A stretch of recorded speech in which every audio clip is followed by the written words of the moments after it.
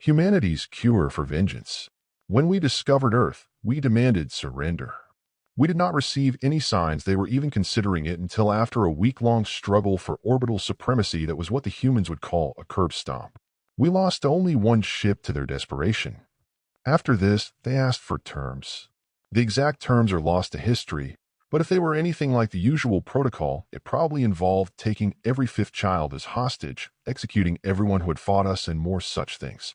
The human negotiators stated they could never persuade their leaders to accept that. Our representatives cited a phrase, Zan Veos Martellans. The language it is part of has been lost. All we know is that this phrase means the defeated do not get to bargain. They didn't surrender, so of course we slaughtered them. Until the call arrived. Our home system was under attack by a rival empire. We had to pull back and leave our business unfinished. That proved to be problematic for us. Recall that we lost exactly one ship. It crashed on Earth and stayed there. Upon returning home, we were forced to fight for years against our ruthless attackers. After a myriad battles, we finally drove them out. But our fleet was down to single digits. Most of our armies were dead. The system's moons were shattered, and our people were starving. We had long forgotten our business on Earth. But they hadn't. A fleet of unfamiliar ships appeared. It seems that one downed ship had enough technology on it for them to reverse engineer. With that, they managed to put together a fleet in the time we were fighting and dying. In any other situation, we could have crushed that fleet. But I don't need to repeat our dire condition in the battle's aftermath. So we hailed them. We will consider surrender. What are your terms? The reply, we take all of your weaponized ships and as much as we want from your ground weaponry. We will demolish whatever we can't use. What? We will be defenseless. There are enemies who will tear us limb from limb. Let us keep something. V Victus. Just to rub it in our faces, they also cited some ancient language, one of theirs. Unlike the language our representative used, we know what this one is Latin. And this phrase means, woe to the conquered. Get familiar with it. It gets repeated a lot. After the humans took over, the occupation was harsh. They weren't really executing people. Things hadn't escalated that badly quite yet, but they certainly weren't going out of their way to be benevolent. Eventually, though, a third party did arrive. Our old enemies, against whom we fought a myriad battles. The humans did not stop them at all as they ravaged our homeworld. Not as they massacred us. The humans watched, content with some smug feeling we had it coming. Maybe we did, but the survivors certainly didn't feel that way. Naturally, we were revolting within a week. We had no ships, no real weapons after all we had been through.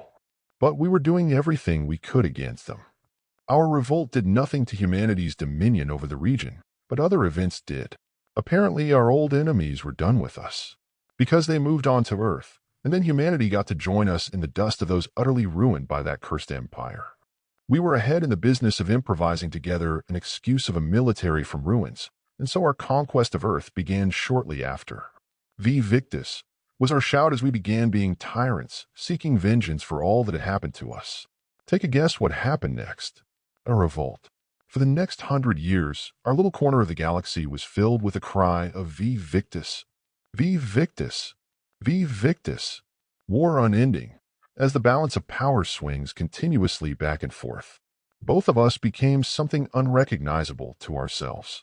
Humanity's republics degraded into petty tyrannies and dictatorships. Our fine empire was but an excuse of a planet that only had the strength to fight for revenge but not to have it. Eventually, the end of all this came when the balance of power was in favor of humanity. Their kingdom was something the republic that first reached the stars would despise, executing dissidents and imposing ideology. But there was something of that original humanity left in their king. We did not hear V Victus as they marched in. There were no shootings, reprisals, or massacres as had become the norm. His decree was that humanity was to help us rebuild. It wasn't perfect. There were always individuals on both sides who still wanted revenge, but it was far better than the previous norm. Within 50 years of peace, the damage of 100 years of war was, while still present, no longer reigning overall. The unending struggle for vengeance was at last ended. For once, a generation grew up that remembered humanity not as a conquering scourge or an enslaved subject, but as some sort of uneasy ally. It is to King Airo that we owe our prosperous alliance, of which we now commemorate the 300th anniversary of its official declaration. Since then, we have done much together. We have risen to take a leading role in this corner of the galaxy and beyond. We have built the grandest of testaments to the power of sapience. We have defended ourselves against the most dire threats, and finally put down the Ashkaran Empire that destroyed us both so long ago. All from one king's refusal of V Victus.